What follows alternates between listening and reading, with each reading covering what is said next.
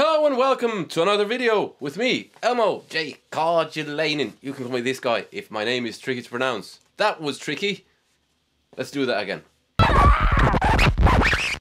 Hello and welcome to another video with me, Elmo J. Cargelainen. You can call me this guy if my name is tricky to pronounce. Today it's Q&A part 3. I have questions here and I'll answer them. So let's get straight into the questions. Jim asks, "Hi Elmo, I would like to ask, how is your new music coming on and how do you put your songs together, lyrics first or music first, and any tips on learning lyrics? Take care, Jim." Yes, thank you, Jim. How is my new music coming along? Not really, because day job, kids, this YouTube channel, I'm not really writing anything. I have a band called Insomaniac in the works where we have the material written, we're rehearsing, we did drums, but we're going to redo drums, and yeah, we'll have to see when that happens. I have a project with the working title Rising Horse, also with vocals, but I don't know when that will be. I have a solo record planned where I've released all the demos on Patreon exclusively, so you can check that out. There's a link to Patreon in the description, but I don't know when I'll be doing that album either, so really busy. I am hoping to get ahead of the game in terms of making videos, so that I'll get a couple of months where I don't have to think about videos, where I can just think about music and just do that stuff, because I'm doing not nearly enough music as it is. Regarding lyrics, or regarding writing in general, I just put whatever I come up with first. There is no set system. Sometimes I write the drum part first, sometimes it's the keyboard part, sometimes it's the guitar part. It could be lyrics.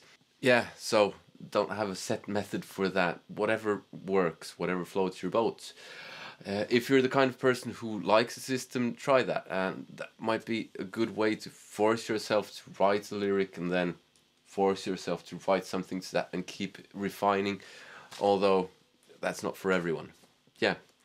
Any tips on learning lyrics? No, because I'm terrible at remembering lyrics. I do troubadour gigs and I have every song I have lyrics for, basically. Well, now I could probably get by with leaving a few of the songs out because I performed it enough, but still I don't remember lyrics. Then we have Bruce. "I know you like Malmsteen. What about Blackmore? Any tips to get near that Blackmore tone?" I like Blackmore. I like Blackmore a lot, but not nearly as much as I like Yngwie Malmsteen. That being said, Rainbow's album, Rainbow Rising, is one of my all-time favorite metal records.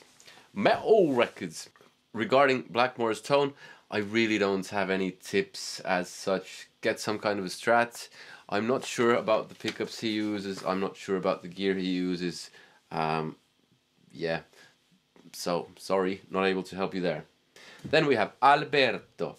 "I would like to know your thoughts on speakers configuration between 1x12, 2x12 and 4x12. Sorry Alberto if that's not your accent. Well, 1x12 is smaller and 4x12 is larger. And larger is bigger and bigger is more and more is more. So, yeah, I like 4x12 because it sounds bigger. That's basically it. Actually, making a video comparing kind of cab sizes would be interesting.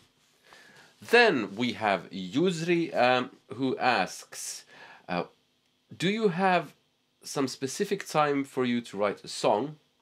Or is it maybe just like it just happens just like that?" And well, just do that one first. I don't have any specific times for anything really, but I think generally now I would like to work on that kind of stuff in the morning, just to get the kids away to school and preschool and that, and get a cup of coffee and sit at the computer and write stuff. That's the way I would work now. actually, come to think of it, I used to work like that back when I was in school, so I would skip school and stay home and write stuff. But yeah, it can happen at any old time. So there's no set routine for that. Number 2, when you do your solo, there are many difficult notes that you played, and I'm very impressed and I like it a lot. But my question is, I just wonder how you manage to remember like which fret to go to, what string to pull to bend. I mean, this is something really cool. I myself sometimes got problems finding my car keys, but how did you do it?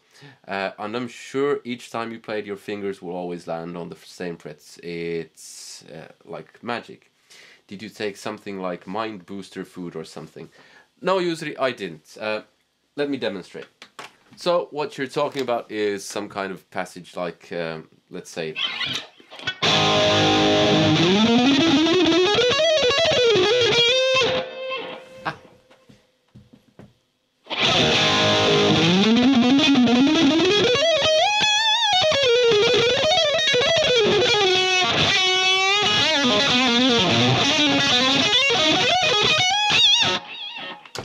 These are, that was A minor, and like you can see, I don't land on the right notes all the time, so I kept the mistake in. There is no magic, it's really practice. It's hours and hours of practice, and practicing with clear goals in mind and a purpose. So it's really just that. So I did, for instance, I did this at some point, I think.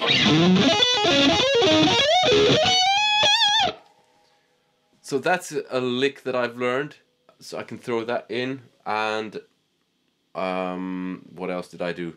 Well, I forget. Basically, it's a lot of licks. I have so many licks floating around that, and it's I just pick them subconsciously.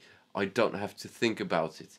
It's comes down to hours and hours of purposeful, deliberate practice and combining different things. It's like walking. It's not a problem these days. But when I was a kid, I'm fairly sure I struggled to begin with. But I got kind of good, so I knew where to put my feet. This is slightly more complex than that. Or reading. We're all... everyone who reads has kind of the same thing going. We don't have to look at every single letter. We already know what there is just by glancing, so we can go quicker than when, for instance, my younger child who's learning to read at the moment, or is a slow reader at the moment, has to really look at every letter and figure out all of the sounds, and then, oh, that's the word, and then the next word. So this is the same. I had to do that lick, let's say, this one.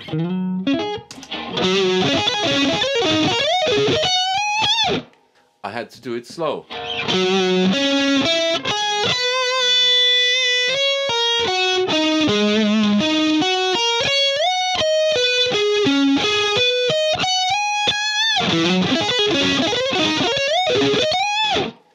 But I've done it enough that I can do different versions of it, and I've practiced different versions of it, so I can do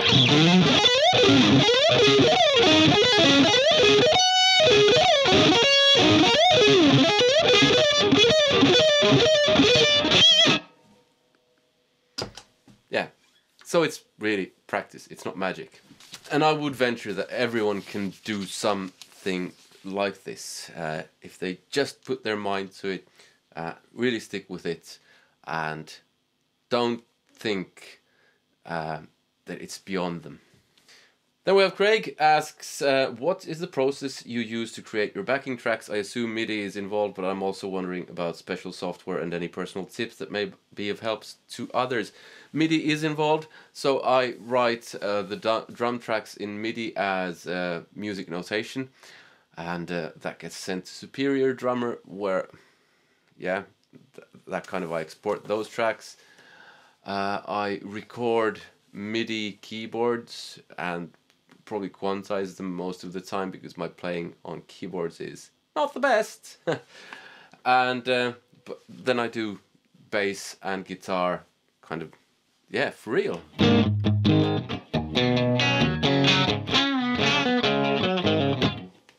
Don't know what that was. The software I use is Sonar Producer X X2, so X2 Producer, with all of the bundled plugins that come there, and I've downloaded a bunch of free plugins. Baxter EQ is one that I use quite a lot, but mostly I just use the stock stuff that comes with the program, because workflow for me is more important than tweaking and finding stuff and all that. Although that stuff does have its place, and I really do wish that I'd have more time to spend just kind of tweaking and trying out stuff. That's one of the great things with the YouTube channel, is that I've finally had time to tweak pedals, amps, try out stuff, and I've learned a lot, so it's been a whole lot of fun. And a huge thank you to all of you who've supported me by subscribing, liking, commenting, all of that, because it really does mean a lot. Then we have Justin. How do you approach breaking the barrier between playing a sequence slow, then up to full speed? It seems like trying to play faster creates tension. I suppose a metronome or drum beat helps. Yngwie Malmsteen songs are a prime example. What is your position on this? Well, the short answer is, there is a long answer, which is a speed picking lesson I did recently. You can find that in the description. But the short answer is, tension is not a problem. So first off, I would isolate each hand. So if you're doing speed picking, let's say this kind of... You start by focusing on the right hand. Is that doing the right thing?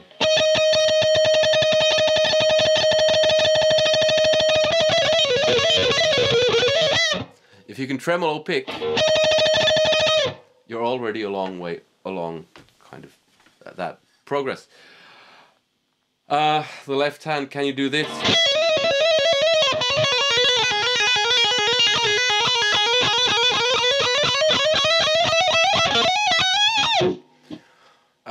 Or something fairly fast. If you can, it's more of a coordination thing. But I would say, you're relating to tension. You're not supposed to be 100% relaxed. There should be tension. It's something that's at the boundary of your capabilities. It's like running. If you run fast, there will be some sort of physical sensation, tension, almost pain. That's fine. That's supposed to happen. You're not supposed to be super relaxed, like, yeah.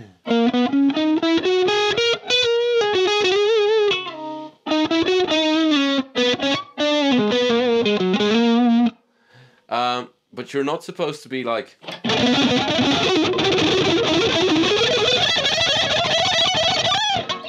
all tense everywhere. You are supposed to be relaxed, but there is supposed to be tension. But you need to be wary of when it goes over into actual proper physical pain, which can be an indicator of injury about to happen or already have happened. But there is, I mean, fatigue, tension, that's a part of it.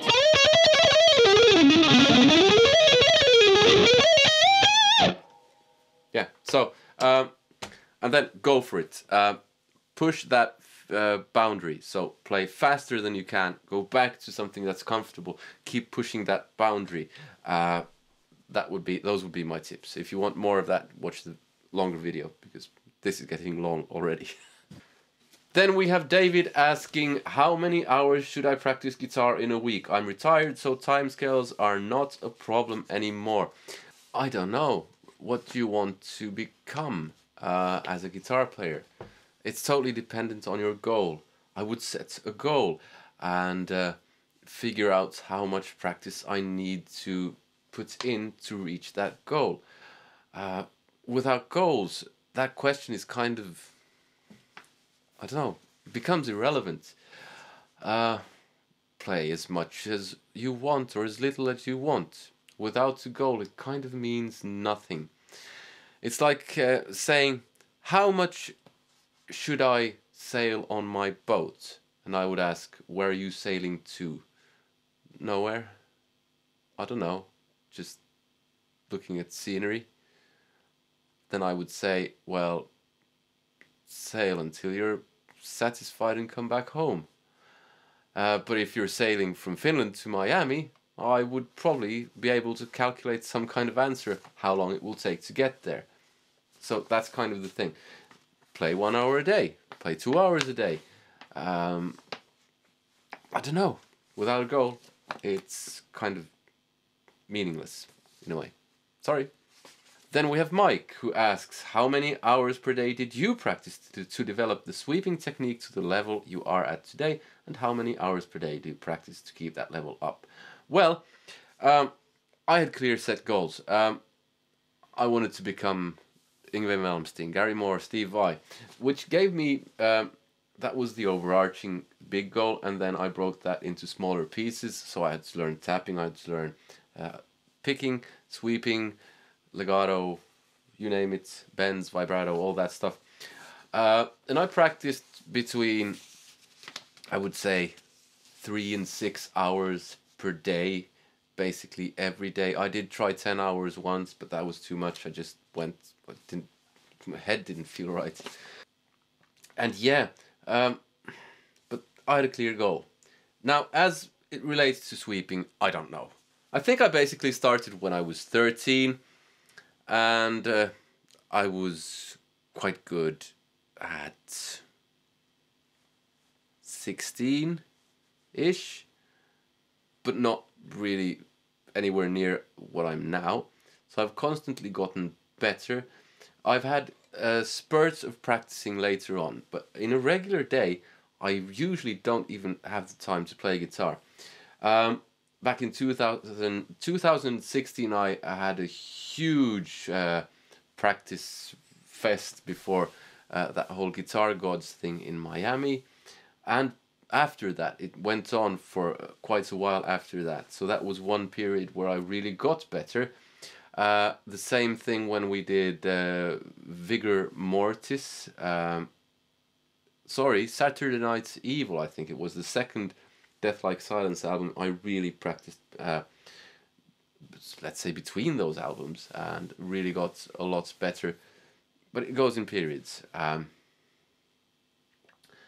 I don't know how long it takes to develop, let's say, sweeping. You can do this.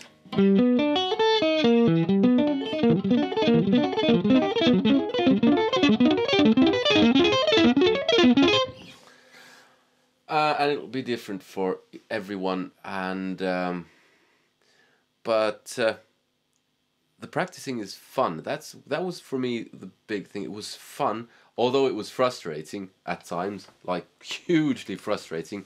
But still, looking back on it, it was some of the best. Those were some of the best times in my life, just sitting around practicing. How fast you get there, I don't know, but it does take a while. Okay, next one. Dan asks, I know you're a big fan of the Strymon Sunset, and I saw your video shooting it out with the mighty Fender YJM Overdrive. Ultimately, you prefer the Fender, and my ear agrees, but I just wanted to know if since making that video you'd spent any time with the two pedals side by side trying to tweak the Sunset to sound more like the Fender. I recall you were mostly favoring the Sunset's germanium circuit for Yngwie stuff, but of course the Strymon allows stacking the sides, and I wonder if this would allow one to get closer in sounds. I think it might be an interesting experience, being the two with a critical ear, to try to get them as close as possible. Yes, that might be interesting, but I played with the Strymon live, actually, the Sunset, for a while, and ended up not entirely happy with it. There was something off. It was very good, but something not quite there. So I went back to the Fender Yngwie Malmsteen Overdrive, and then I got the Strymon Riverside to try out. But I didn't think it would be as good as it is. And it's actually, I prefer it over the Sunset, definitely, and possibly even the Fender Yngwie Malmsteen Overdrive. So that's basically what I'm using now. Stacking overdrives and all that, yeah. I have spent some time with it. I didn't ever really get it all the way there. So yeah. Then we have Dar. Hi, your take on blues. Guitarist, finger picking. that's John Lee Hooker. So your take on blues, that's John Lee Hooker. I think also the importance of blueberry cheesecake. Haha, I kid, that's all folks. Yes, blueberry cheesecake, Lee Hooker. John Lee Hooker. Okay, I don't really have a huge opinion on John Lee Hooker. I have enjoyed what I've heard, but blues guitar, I mean, that's where it starts, and that's where it kind of, that's the root of it all. Okay, so you have, basically have this type of thing.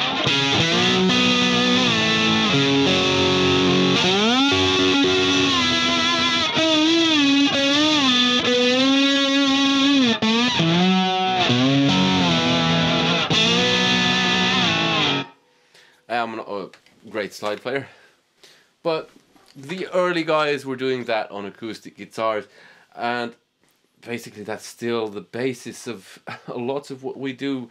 Other people like B.B. King and others started doing that stuff, but without slide, and they figured out how you could bend the strings and do vibrato.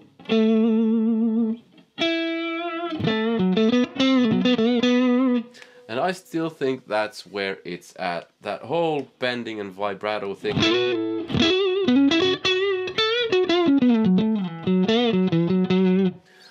That's what makes guitar expressive. And regardless of musical genre, I would say, if you're moving in the kind of rock type stuff, blues, metal, prog rock, technical metal, all of that stuff, what really makes guitar expressive is the bending and the vibratos. All the time, it always beats this type of stuff.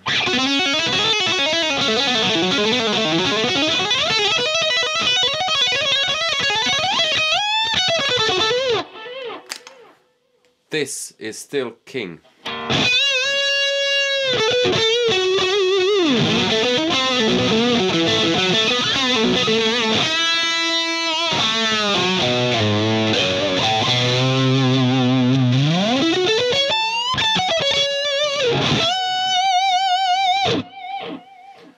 That stuff still is, for me, the thing. And I get worried when I see guitar players who have this hand position, because they're always ready to tap all the time. And when they do vibrato like this,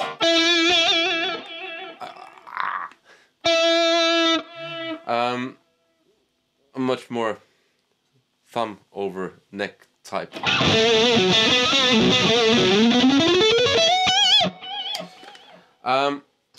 So my take on the blues is it's huge. It's where it's all started. It's still, I think you need to have at least 1 foot firmly planted in the blues, kind of be aware of what's there.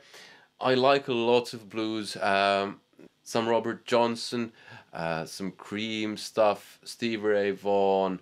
There's an album by a guy called Lucky Peterson, something cool, something I forget, which is an absolutely brilliant album.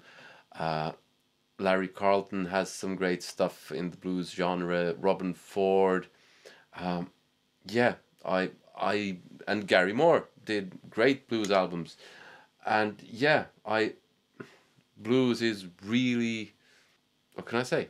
I forgot to say Hendrix. Yeah, I love the blues. Even though I don't always love to listen to it, I love playing it. But it's no different to any other musical genre, in a way. I mean, in the sense that some of it's crap and some of it's great. And there's everything in between. But it's had a huge impact on everything else. That's basically all I have for you today. I hope you liked the video, click like if you did, and comment, let me know what you thought. You probably subscribe to this channel if you've watched this far. Check out my Patreon for all of my music. You can get it for free if you want to, and there's a bunch of exclusives there as well. Yeah, I hope you enjoyed the video. I hope to see you in another one. Take care. Goodbye.